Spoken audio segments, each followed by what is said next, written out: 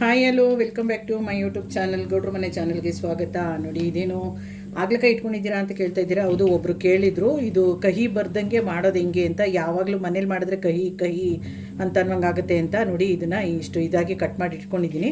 ಇದು ಕಹಿ ಬರದೇ ಇರೋ ಥರ ಫಸ್ಟ್ ಏನು ಮಾಡಬೇಕು ಅಂತಂದರೆ, ನಾವು ಅದು ತೊಳೆಯೋಕ್ಕೆ ಮೊದಲು ನಾವು ಆಗ್ಲಕಾಯಿನ ನೋಡಿ ಅರಿಶಿನ ಹಾಕೋಬೇಕು.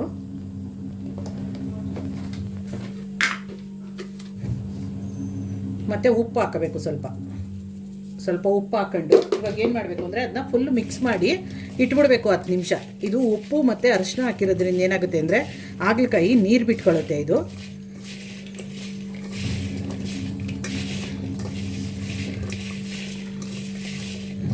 ನೋಡೋಕೆ ಇದು ಬರ್ಬರ ಕಾಣಿಸ್ತಾ ಇದೆ, ನೀರು ಹೆಂಗೆ ಬಿಟ್ಕೋತದೆ ಅಂತ ಕೇಳಬೇಡಿ. ಯಾಕಂದರೆ ಉಪ್ಪು ಹಾಕಿರೋದ್ರಿಂದ, ಅರಿಶಿನ ಉಪ್ಪು ಹಾಕಿರೋದ್ರಿಂದ ಆಗ್ಲಕಾಯಿ ನೀರು ಬಿಟ್ಕೊಳ್ಳುತ್ತಿದ್ದು. ನೋಡಿ ಎಲ್ಲ ಮಿಕ್ಸಿಂಗ್ ಆಗಿದೆ. ಈಗ ಇದನ್ನು ಒಂದು 10 ನಿಮಿಷ ಇಟ್ಬಿಡೋಣ ನಾವು. ಆಗ್ಲಕಾಯಿ ನೆನೆಯೋಷ್ಟರಲ್ಲಿ ಈರುಳ್ಳಿ ಟೊಮೊಟೊನೆಲ್ಲ ಕಟ್ ಮಾಡಿಕೊಂಡು ಮತ್ತು ಒಂದು ಮಸಾಲೆ ಮಿಕ್ಸ್ ಮಾಡ್ಕೊಬಿಡೋಣ. ಅದು ಮಸಾಲೆ ಮಿಕ್ಸ್ ಮಾಡೋದಕ್ಕೆ ನೋಡಿ ಮೊಸರು,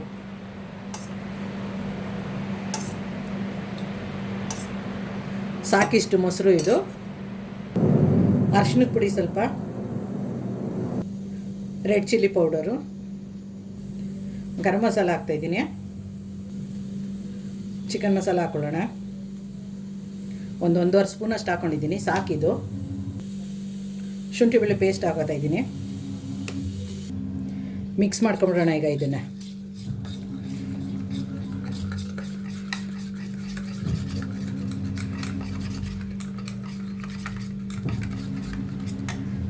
ಮಸಾಲೆ ಮಿಕ್ಸಿಂಗ್ ರೆಡಿಯಾಗಿದೆ ನೋಡಿ. ಹಾಗಲಕಾಯಿ ನೀರು ಬಿಟ್ಕೊಂಡಿದೆ ನೋಡಿ. ನಾನು ಹೇಳ್ದೆ ತಾನೇ ಉಪ್ಪು ಇದು ಕಲಸಿಟ್ರೆ ನೀರು ಬಿಟ್ಕೊಳ್ಳುತ್ತೆ ಅಂತ.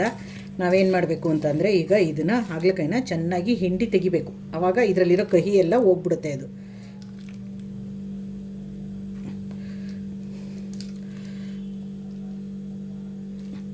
ಎಷ್ಟಾಯ್ತದೋ ಅಷ್ಟು ಬಿಗಿಯಾಗಿ ಹಿಂಡಿ ತೆಗೀರಿ ಅದನ್ನು. ಆವಾಗ ಕೈ ಸಿಗಲ್ಲ ನಿಮಗೆ.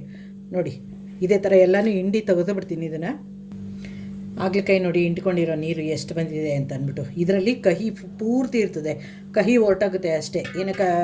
ಇನ್ನೇನು ಮಾಡಬೇಕಾಗಿಲ್ಲ. ಇದನ್ನು ಚೆಲ್ಬಿಡೋಣ. ನೋಡಿ ಇದು ಎಲ್ಲ ಹಿಂಡಿರೋದನ್ನ ಕ್ಲೀನಾಗಿ ತೊಳ್ಕೊಂಡು ಬಂದಿದ್ದೀನಿ. ಈಗ ಆಗ್ಲಕಾಯಿ ಮಸಾಲೆ ಮಾಡೋಕ್ಕೆ ರೆಡಿ ಮಾಡೋಣ. ಸ್ಟವ್ ಹಚ್ಕೊಳ್ಳೋಣ. ಫಸ್ಟು ನೀರಿದ್ರೆ ಸ್ವಲ್ಪ ಹಾರಲಿ, ಅದು ಬಿಸಿಲಿ. ಆಯಿಲ್ ಹಾಕೋತಾ ಇದ್ದೀನಿ ಸಾಕಿಷ್ಟು. ಸಾಸಿವೆ ಹಾಕೊಳ್ಳೋಣ. ಸ್ವಲ್ಪ ಕಟ್ ಮಾಡಿ ಇಟ್ಕೊಂಡಿರೋ ಒಂದು ದೊಡ್ಡ ಆನಿಯನ್ ಹಾಕೋತೀನಿ. ಸ್ವಲ್ಪ ಕರಿಬೇವು ಹಾಕೊಳ್ಳೋಣ. ಈಗ ಇದನ್ನು ಆನಿಯನ್ನ ಸ್ವಲ್ಪ ಫ್ರೈ ಮಾಡ್ಕೊಳ್ಳೋಣ. ಆನಿಯನ್ ಜೊತೆಗೆ ತೊಳೆದಿಟ್ಕೊಂಡಿರೋ ಹಾಗಲಕಾಯಿ ಹಾಕೋತಾ ಇದ್ದೀನಿ. ಇದನ್ನು ಆಯಿಲಲ್ಲಿ ಚೆನ್ನಾಗಿ ಫ್ರೈ ಮಾಡ್ಕೊಬೇಕು.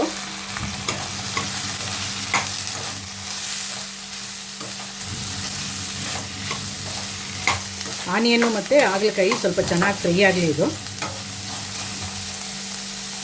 ಹಾಗಲಕಾಯಿ ಫ್ರೈ ಆಗಿದೆ ನೋಡಿ. ಕಟ್ ಮಾಡಿ ಇಟ್ಕೊಂಡಿರೋ ಒಂದು ಟೊಮೊಟೊನ ಹಾಕೋಣ. ಉಪ್ಪು ಹಾಕೋತಾ ಇದ್ದೀನಿ ಈಗ.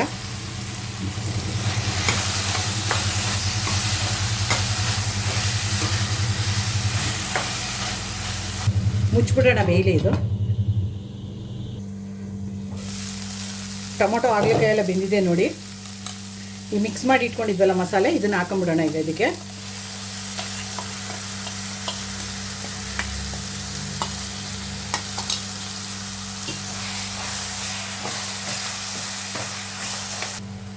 ನೀರು ಹಾಕೊಂಬಿಡೋಣ.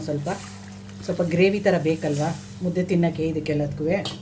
ಅದಕ್ಕೆ ಸ್ವಲ್ಪ ನೀರು ಹಾಕೊಂಡಿದ್ದೀನಿ.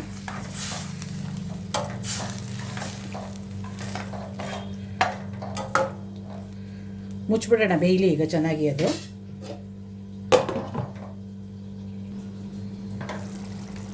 ಹಾಗಲಕಾಯಿ ಗ್ರೇವಿ ರೆಡಿಯಾಗಿದೆ ನೋಡಿ. ಕಹಿ ಮಾತ್ರ ಒಂಚೂರು ಇರಲ್ಲ. ಅದು ಸ್ವಲ್ಪ ಕೊತ್ತಂಬರಿ ಸೊಪ್ಪು ಹಾಕೊಳ್ಳೋಣ ಈಗ.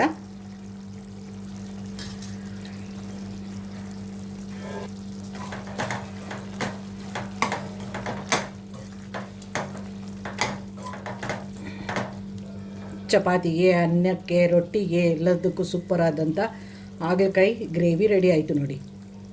ಸೂಪರಾದಂಥ ಹಾಗಲಕಾಯಿ ಮಸಾಲ ಗ್ರೇವಿ ರೆಡಿಯಾಗಿದೆ ನೋಡಿ. ರುಬ್ಬೋಂಗಿಲ್ಲ, ಏನೂ ಇಲ್ಲ, ಕಹಿನೂ ಇರಲ್ಲ. ನಾನು ತೋರಿಸೋ ಥರ ಬೇಕಾದ್ರೆ ಮಾಡಿ ನೋಡಿ. ನೀವೇ ಹೇಳ್ತೀರಾ ಕಮೆಂಟಲ್ಲಿ ಕಹಿ ಸ್ವಲ್ಪ ಇಲ್ಲ ಅಂತ. ಯಾರೆಲ್ಲ ನನ್ನ ವೀಡಿಯೋ ನೋಡ್ತಿರೋ ಪೂರ್ತಿ ನೋಡಿ. ಪೂರ್ತಿ ನೋಡಿ ವಿಡಿಯೋನ. ಲೈಕ್ ಮಾಡಿ, ಶೇರ್ ಮಾಡಿ, ಕಮೆಂಟ್ ಮಾಡಿ, ಸಬ್ಸ್ಕ್ರೈಬ್ ಮಾಡೋದನ್ನು ಮರಿಬೇಡಿ. ಹಾಲ್ ಅಂತ ಸೆಲೆಕ್ಟ್ ಮಾಡಿ.